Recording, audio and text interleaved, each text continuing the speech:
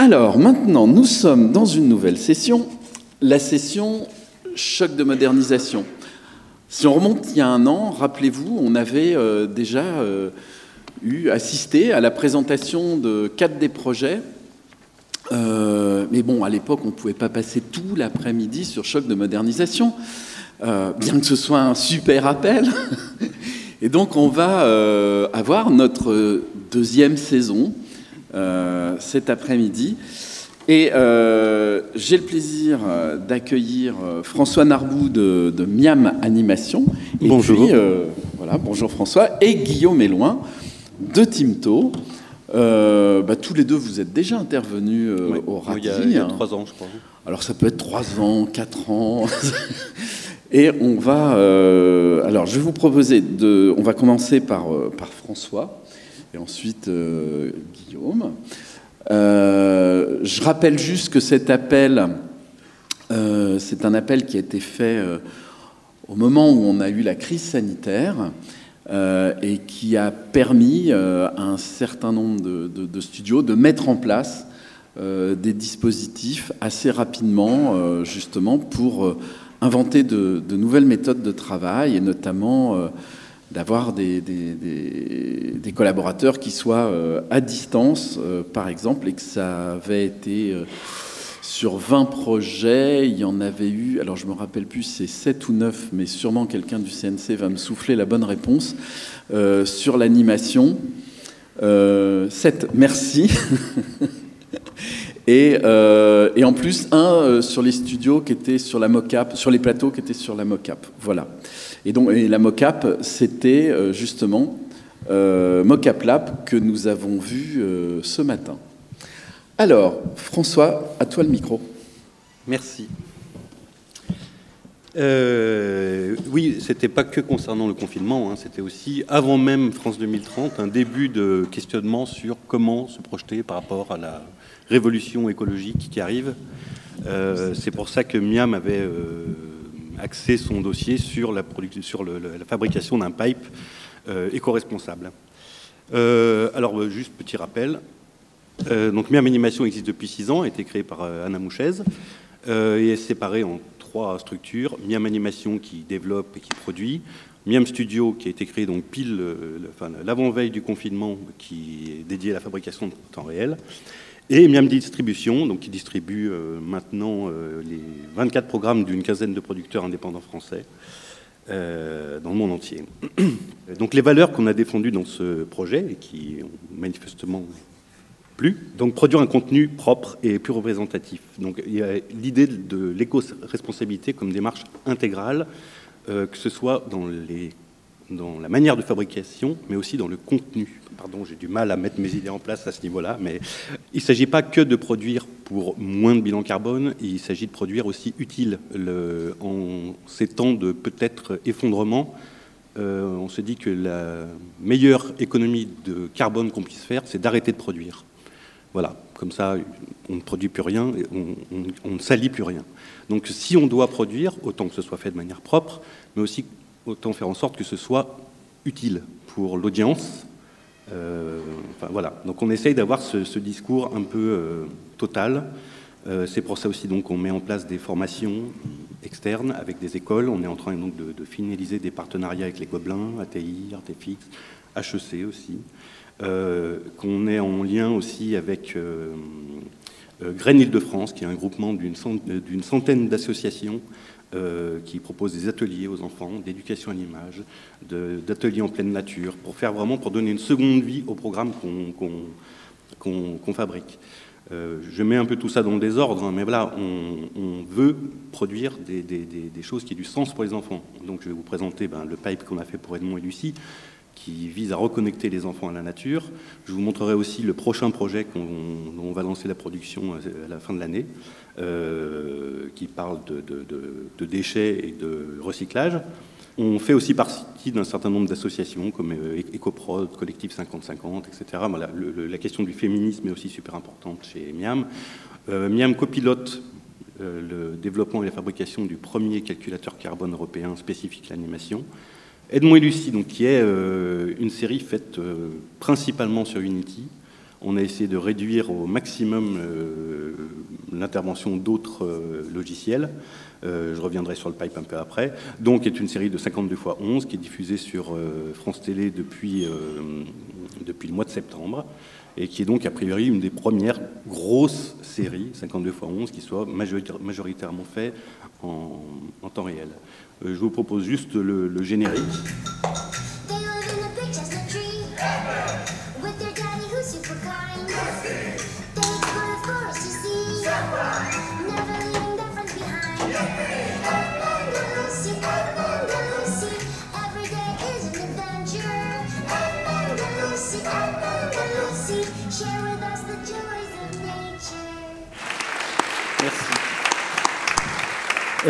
Le choix du temps réel était donc à la fois pour des questions d'éco-responsabilité. J'ai oublié de citer les chiffres, mais ils étaient marqués. On a fait donc un espèce de pré-bilan carbone avec Workflowers.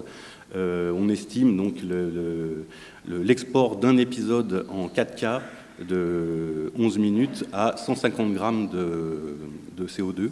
Une version en 3D classique nous aurait coûté 336 kilos pour de l'HD. Donc on est dans des ordres de 2000 fois moins que prévu. C'était aussi le temps réel, une volonté artistique, dans le sens où une série sur la nature, on voulait qu'elle soit vivante. Et à une demi-heure de calcul d'image, il est hors de question qu'il y ait des feuilles qui bougent, etc. Enfin voilà, dans une économie de série, ça aurait été pas vraiment jouable. Donc ça nous a permis de... Non, mais ça vous a permis d'être très très bon en termes de bilan carbone. C'est vrai. Donc alors on a fait un joli petit pipe, donc au commencement et l'écriture évidemment, puis le design 2D.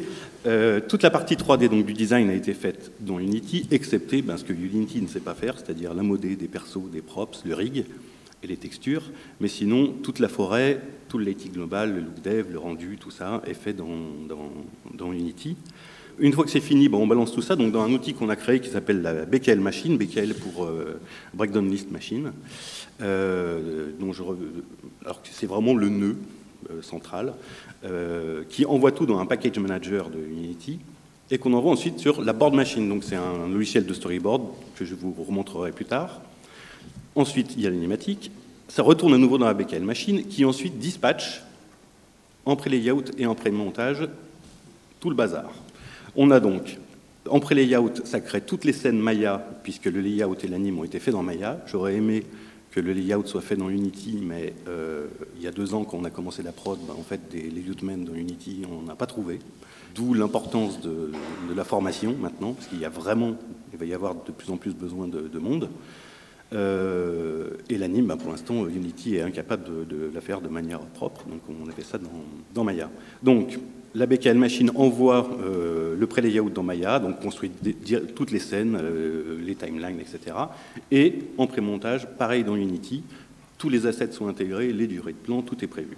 Et ensuite, on a fait une passerelle entre les deux, avec, moi, quand je donnais des retakes, je pouvais faire mes retakes directement dans Unity, et j'avais mon petit bouton magique qui renvoyait tout, les corrections, des fois déjà faites, donc je ne renvoyais même pas. Mais voilà, je pouvais renvoyer les caméras, renvoyer les positions de personnages au studio, qui n'avaient plus qu'à, par exemple, à l'étape du layout, ils n'avaient plus qu'à animer ensuite. Le montage s'est donc fait dès le layout. On n'attend pas que la série soit finie pour faire le montage, enfin que l'anime soit fini pour faire le montage, ça s'est fait vraiment tout le long. Le board, je vous montrerai encore un peu après aussi, le board n'est qu'une structure d'épisode, on va dire, parce qu'on va venir, en itérant, l'améliorer au fur et à mesure. Il y a aussi cette phase-là de fine-tuning qui est toute nouvelle, c'est un nouveau métier qu'on a créé, qu'on a appelé les petits paysagistes, qui venaient, une fois que l'épisode était monté, retoucher chaque plan pour rajouter la petite fleur qui va bien à tel endroit, etc., etc. Il y a donc 5 ans, on a fait une première version qui était faite sur Maya, où donc on était à 25 minutes de rendu pour une image. J'étais venu, donc il y a 2 ans, 3, montrer le pilote qui marchait en full temps réel. Et donc la série, on en est à peu près donc, à 40 frames par minute en rendu en 4K. Sachant qu'en fait, ce qui est long, c'est l'écriture des PNG sur le disque dur. Sinon, en lecture, on est aux alentours de 6 images secondes. Vraiment. Oui, tu nous avais fait la présentation même en temps réel. Ah oui, c'était une vraie... Je ne sais plus, en prenant une photo de la salle ou je ne sais plus, quelque chose comme ça. Il y avait Voilà. Les gens étaient dans le pilote. Oui. Exactement. Voilà. Donc la board machine, c'est un outil de board très simple qu'on a créé, où tous les assets de la série sont stockés en ligne. C'est un standalone, donc il n'y a pas besoin de connaître Unity ou Unreal ou quoi que ce soit. Et on a réduit les possibilités au max. Le but étant qu'un storyboarder qui change de boîte sans arrêt doit à chaque fois réapprendre à utiliser un nouvel outil n'ait pas à galérer, quoi. Donc il y a vraiment le moins d'options possibles, mais qui permettent déjà de simplifier le boulot. Le but n'était pas non plus de faire un pré-layout. On tient à ce qu'ensuite il y ait des layoutmen qui fassent leur métier. On a fait un système aussi de live link pour que au layout, justement, ils aient en direct le rendu dev avec toutes les feuilles, etc. Chose qu'ils ne pouvaient pas voir dans Maya, ça aurait été bien sûr beaucoup trop lourd. Le fine-tuning, donc c'est une étape très importante où on prend un plan, donc voici un plan fini de l'épisode. Et puis on se dit, en fait, non, ce pan vers le vertical ne nous raconte rien du tout. Donc on va le revoir, et puis donc on va rajouter quelques plans par-ci par-là. Voilà, puis finalement on va changer pour un pan vers la droite, et puis rajouter un joli petit avant-plan, et puis un escargot qu'on va choper dans un autre épisode. Et revoir un peu l'éclairage.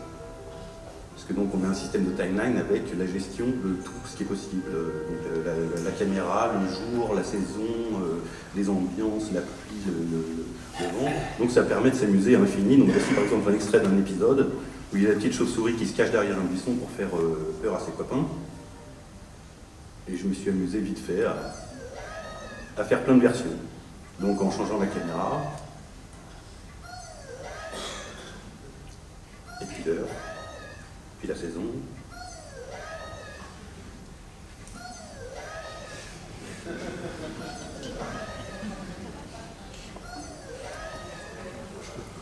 Et puis en faisant des costumes débiles, et puis en les faisant marcher dans l'autre sens, en rajoutant d'autres personnes. Dis donc, ça laisse Et puis en les mettant ailleurs. Ça laisse présager plein de choses de ce qui pourra se passer dans les métavers, tu vois. Oui. J'allais dire, justement, tout à l'heure, on est très loin justement des vues du métavers. Quand je disais au début, là, on veut produire plus vite, mais pour une meilleure qualité. On voit le temps réel comme un moyen de redispatcher l'argent d'une prod là où c'est nécessaire. Donc on n'a pas de rendu, c'est très bien. Du coup, on met plus d'argent pour la créa, pour une meilleure anime, etc. Le but n'est pas de faire plus vite pour faire du flux.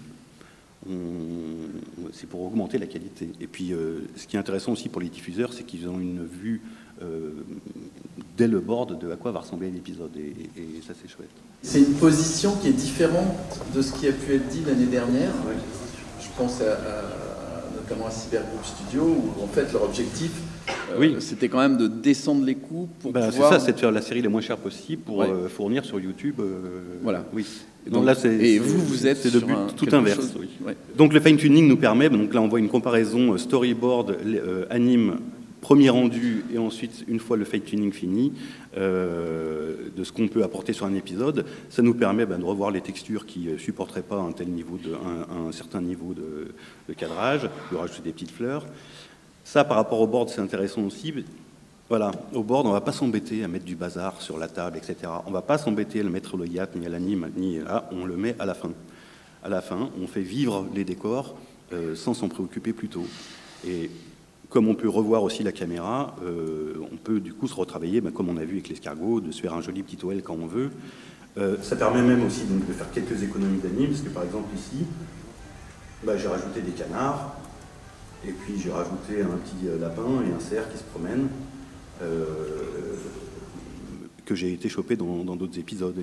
Ici, ça permet d'aller retravailler plus précisément, mais en plus, ça se fait vraiment simplement. C'est un changement de scale du sol et de rajouter quelques petites pierres. Voilà. Du coup, ça apporte vraiment un plus.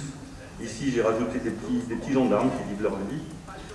Voilà, parce que le plan est assez long, je trouvais qu'on se faisait un peu chier, donc j'ai rajouté des petits gendarmes. Voilà. Hop, salut. Voilà, ils sont là, on a une petite grenouille, on a ici un petit lapin, qu'on ne voyait pas dans les étapes d'avant.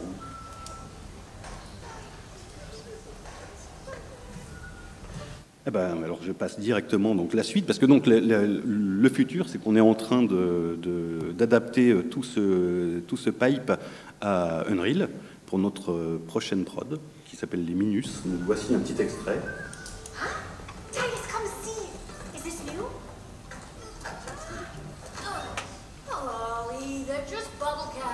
not just bottle caps, Titus. Can you imagine all the stuff that we can do with these? How about a banjo? I was born to play music. I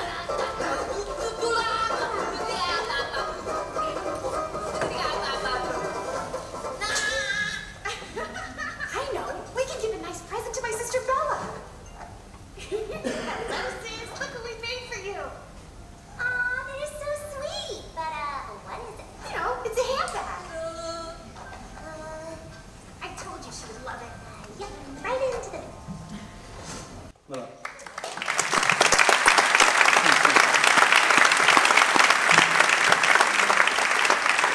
Super sur le timing. Merci. Ouais, ouais.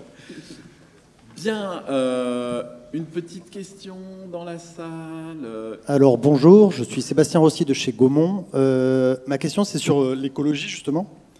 Dans votre slide, il y avait donc les 151 grammes de CO2 pour un épisode en temps réel 4K et 300, le double en fait pour un épisode classique. Je parle juste du moment du rendu. C'était exactement ma question. Voilà. En D'accord. fait, le bilan carbone est en train d'être fait. Donc Anna sera là demain. Elle fait donc un sujet juste là-dessus, sur la fabrication donc, de ce premier calculateur carbone européen. Je n'en sais pas beaucoup. Moi, j'avais le nez dans le guidon de ma série. Voilà, on a juste calculé, en tout cas, sur le calcul d'un épisode. Il faut savoir que toute la série, donc 52 x 11, on l'a calculé sur une machine. C'est 6 heures par épisode.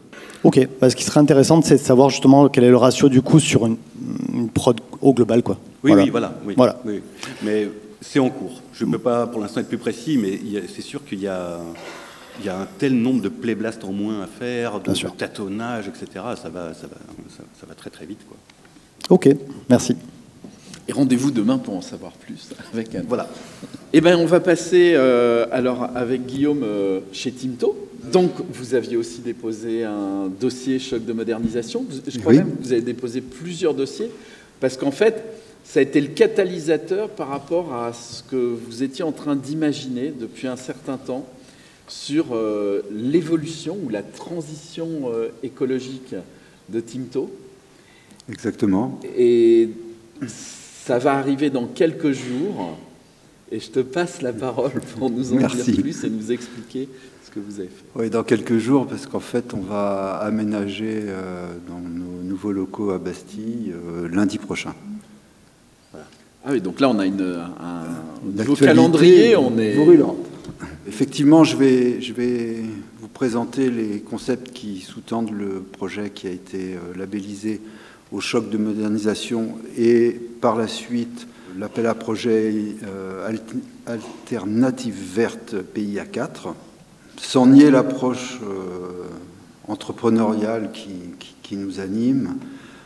J'ai surtout envie de mettre l'accent sur la démarche politique qui a présidé à la mise en place de ce projet. C'est important de le rappeler parce que à certains moments, on est obligé d'arbitrer entre un intérêt particulier et l'intérêt général, entre des perspectives court terme et des perspectives long terme. C'est pas toujours évident et clairement, c'est souvent antinomique. Donc c'est ça que je vais essayer de faire passer comme message.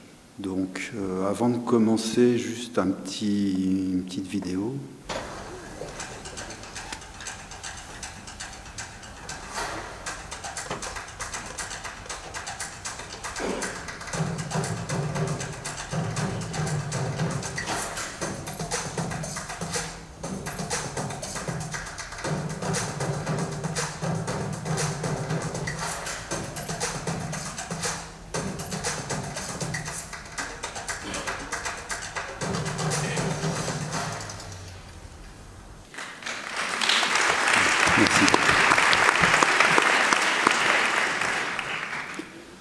Donc en fait, le projet, c'est effectivement un studio éco-responsable, produisant 100% en France, historiquement engagé dans le développement durable, mais c'est aussi une dimension de lutte pour la diversité et aussi, en parallèle,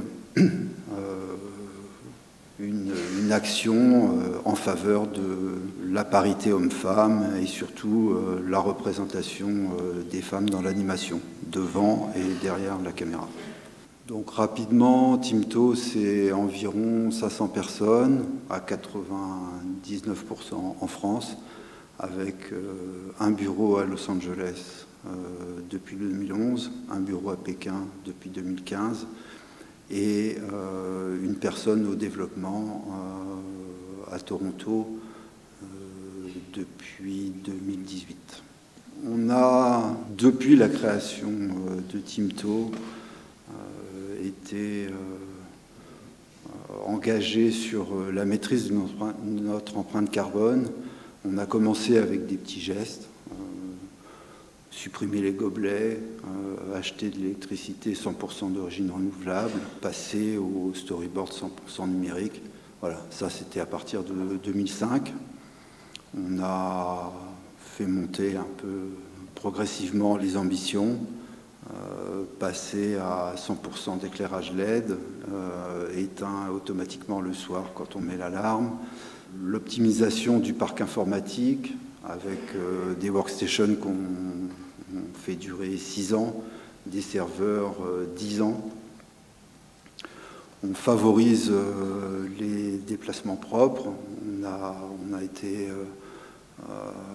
les premiers à proposer des indemnités pour les cyclistes qui venaient au bureau à vélo, avant que ça devienne une obligation. On a travaillé avec EcoProd dès 2012 sur la mise en place du premier calculateur carbone de l'animation, avec la série Plancton Invasion, qui était une série pour les ados, jeunes adultes, à destination de messages éco-responsables, qui a été labellisé par l'UNESCO pour sa démarche totalement disruptive et adaptée à la cible. Voilà, ça c'est un peu notre ADN, notre base. Et donc pour le studio à Bastille, on a décidé de passer à la vitesse supérieure et d'inscrire un studio, voilà, dans une perspective des 20 prochaines années. Donc pour faire ça, on a fait un certain nombre de choix, comme privilégier la durabilité pour les matériaux pour la construction. Vous l'avez vu dans le diaporama, des sols en béton, des sanitaires en inox, des menuiseries intérieures en bois recyclé. On a mis en place un éclairage LED, bon, ça on l'avait déjà dans le studio d'avant. Par contre, là où on a apporté un plus, c'est qu'on a mis des capteurs de luminosité dans chaque zone, de manière à avoir une lumière constante dans toute la journée. Ce qui fait qu'on a un confort visuel accru et on augmente l'ergonomie des postes de travail, on réduit la fatigue, voilà, on optimise globalement les conditions de travail. Après, on a pris la décision de sortir toutes les unités centrales des open space pour les mettre dans le data center. Donc ça veut dire que sur les tables, il n'y a plus que les écrans, les claviers, les souris, les tablettes, mais il n'y a plus les ordis. Les ordis sont tous dans le data center. Donc c'est moins de bruit, c'est moins de chaleur à dissiper, donc on peut mieux optimiser la gestion de la chaleur et donc optimiser aussi l'énergie qu'on y consacre. On a travaillé sur le renouvellement de l'air. La norme du droit du travail, c'est 25 m3 heure par personne. Là, on est à 40 m3, donc ça change la vie. C'est carrément autre chose. C'est lié à un filtre super exigeant sur les particules fines. On a l'impression d'être dans une forêt.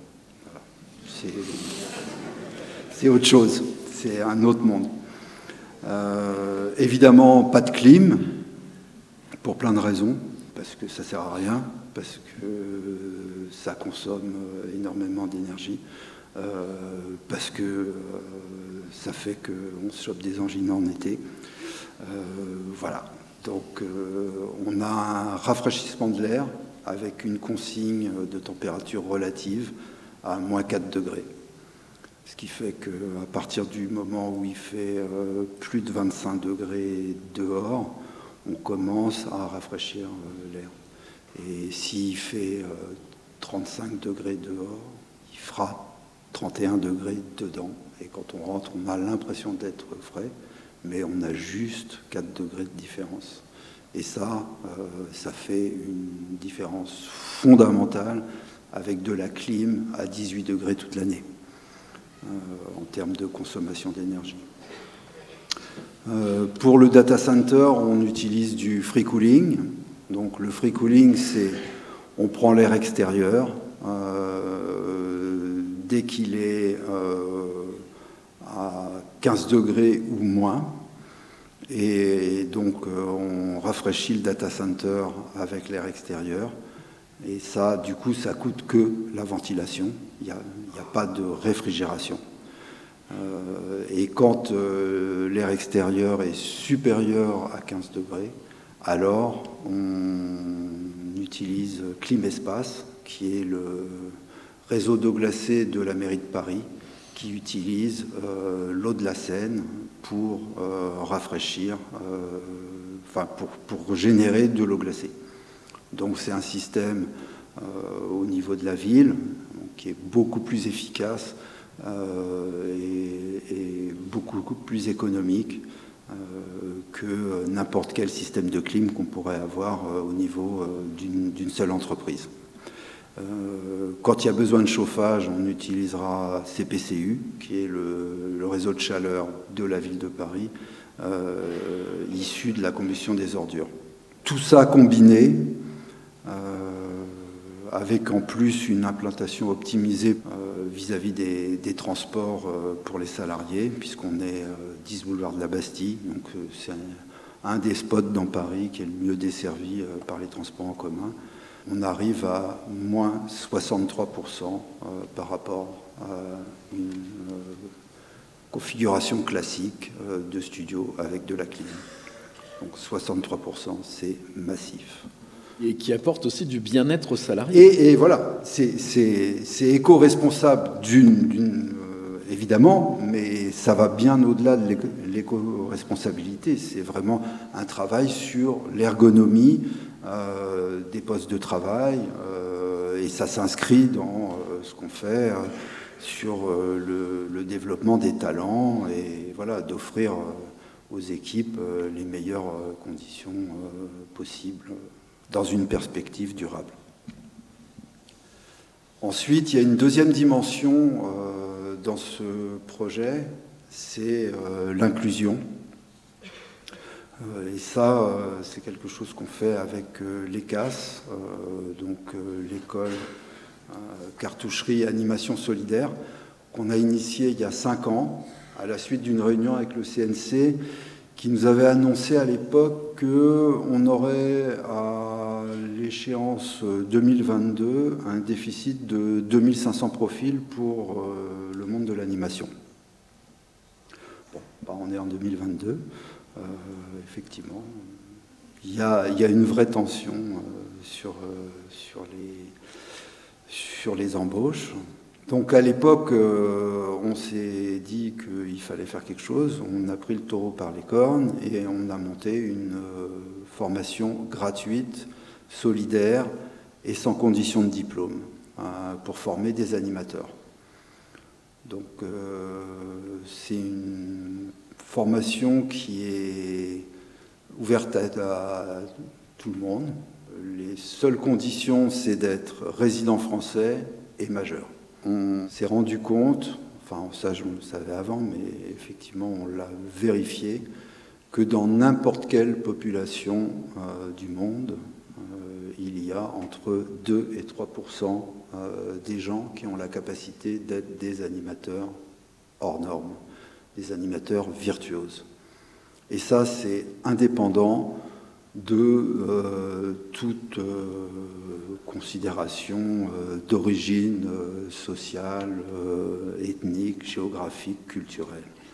C'est uniformément réparti dans la population mondiale.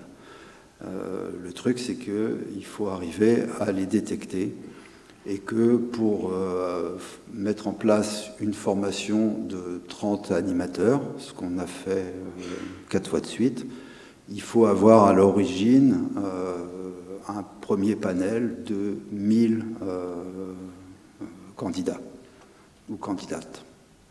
Voilà. Et c'est ce qu'on a fait grâce à une batterie de tests. Il y a un test en ligne, il y a un test dans le studio et après il y a des entretiens.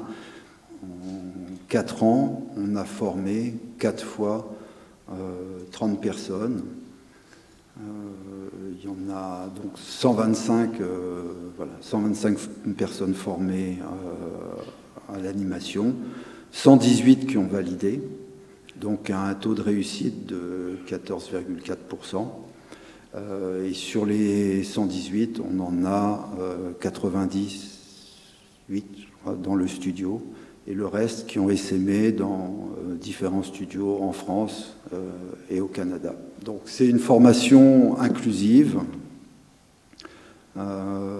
inclusive dans le sens où quand on fait de l'inclusion sociale, on fait de l'inclusion au sens large. Parce que effectivement, oui, ce que j'ai pas dit, c'est que on est allé chercher des gens éloignés de l'emploi en général et éloignés du monde de l'animation en particulier, parce qu'évidemment, c'est des gens qui viennent de milieux où on n'a pas les moyens de financer les frais de scolarité des écoles payantes, alors que c'est des gens qui ont un potentiel artistique hors norme. Et ensuite, on a l'année dernière mis en place une formation au storyboard qu'on a fait en collaboration avec le studio canadien House of Cool, qui sont des gens très réputés sur le storyboard, qui ont travaillé sur pas mal de blockbusters, et donc qui ont conçu la formation avec nous. Et on a formé 16 personnes, 8 femmes, 8 hommes, qui ont tous validé la formation. Merci. Donc les formations reviennent à environ 8 000 € par stagiaire. C'est financé par la région Auvergne-Rhône-Alpes, Pôle emploi et diverses formations pour 85%. Le solde de 15% est financé par Timto.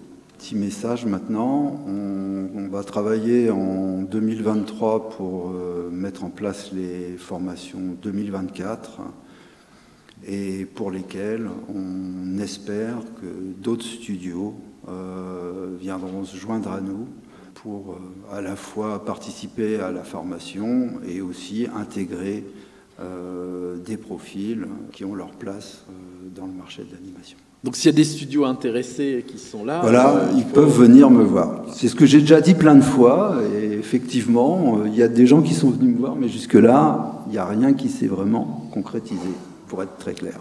Pour terminer, je vais parler d'une initiative qui est un peu connexe au studio, mais qui a quand même quelques racines, je veux parler du rôle des femmes dans l'animation à travers l'association Les Femmes s'animent, qui a été créée en 2015 par Corinne Cooper, Eleanor Coleman et Delphine Nicolini. Donc c'est une association qui a pour but de promouvoir la place des femmes dans la création, la production, l'exploitation de l'animation et d'encourager l'accès des femmes aux responsabilités artistiques, techniques et économiques dans le monde de l'animation. Il y a aussi une dimension d'éveil des consciences vis-à-vis des stéréotypes de genre, à la fois dans les contenus et aussi dans les studios. Donc l'association a mis en place plusieurs masterclass. Ils ont édité des affiches pour lutter contre le harcèlement. Et ils ont aussi mis un programme de mentorat extrêmement ambitieux qui s'appelle Parcours de femmes, qui a permis à des femmes éloignées du monde de l'animation, et notamment en Europe et aussi en Afrique francophone, de pouvoir être mentorées pour proposer un projet de court-métrage en animation. Et je crois savoir que demain, il y a une signature de la charte du collectif 50-50 avec les organisations professionnelles, à la fois Anime France, le SPI et les femmes s'animent.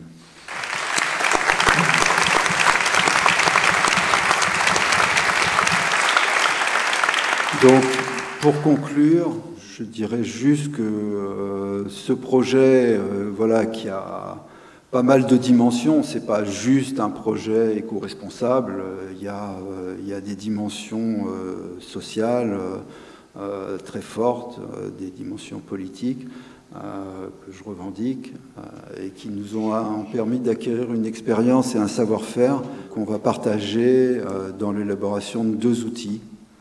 Alors, le premier, c'est le nouveau calculateur carbone de l'animation à l'initiative d'Anime France et qui est développé en partenariat avec la Cartouche Verte, dont Jean-Baptiste Spizer, qui est voilà, l'architecte technique de tout ce projet et qui est un véritable génie, pilote avec une équipe de développement. On va aussi mettre en place en open source un outil de pilotage de la température des data centers en corrélation avec les logiciels de gestion de production de façon à minimiser l'hystérésis. Alors l'hystérésis, c'est une notion que sûrement les gens qui sont forts en maths connaissent. Pour faire simple, c'est l'effet yo-yo que pas mal de gens connaissent quand ils prennent des vacances en hiver et en bon citoyen, ils baissent le chauffage, voire ils le coupent. Et quand on revient, il fait super froid. Alors du coup, on monte le chauffage. Et puis on va se coucher, et puis on se réveille en pleine nuit parce qu'il fait trop chaud, et donc on rebaisse le chauffage, et puis le matin on se réveille, et puis il fait trop froid, et puis ça met 3 jours avant de se stabiliser. Et donc toutes les zones où il fait trop chaud ou trop froid, c'est évidemment de l'énergie de perdue, et c'est ça l'hystérésis. Alors que s'il y avait eu un algorithme qui avait prévu que vous alliez rentrer 48 heures plus tard et qui avait mis juste la bonne consigne de température pour que quand vous arrivez, vous êtes à la bonne température, vous auriez économisé beaucoup d'énergie. Donc les data centers, ça fonctionne un peu de la même façon. Le data center, il est à une température, et puis vous envoyez sur 500 serveurs des calculs super haute densité, voilà, qui vont mettre tous les CPU à fond, et du coup il y a un gros appel d'air au niveau de la chaleur, et le temps que le truc se recale, il y a effectivement ces effets de yo-yo qui représentent, si on les élimine, 30% d'économie. Donc si vous avez un système de gestion de production qui peut anticiper de 24 heures le fait que vous allez envoyer telle puissance de calcul dans le data center, ça permet aux machines de refroidissement d'anticiper la demande et faire en sorte que la consigne de température arrive pile au moment où on en a besoin. Voilà. Donc Timto va partager en open source. Et on le mettra en open source, bien sûr. Super, bravo. Merci. Je précise juste 2 choses. Jean-Baptiste Spizer, il est membre de ton équipe, parce que tu l'as félicité, mais tu l'as pas dit. Oui, c'est le CTO de Timto, il est associé. Ouais. Et l'appel PIA 4 ICC, c'était celui qui était sur justement le verdissement des ICC. C'était celui de la caisse qui était lancé par la Caisse des dépôts en 2020. Voilà. Non, c'est juste pour que l'information soit bien partagée.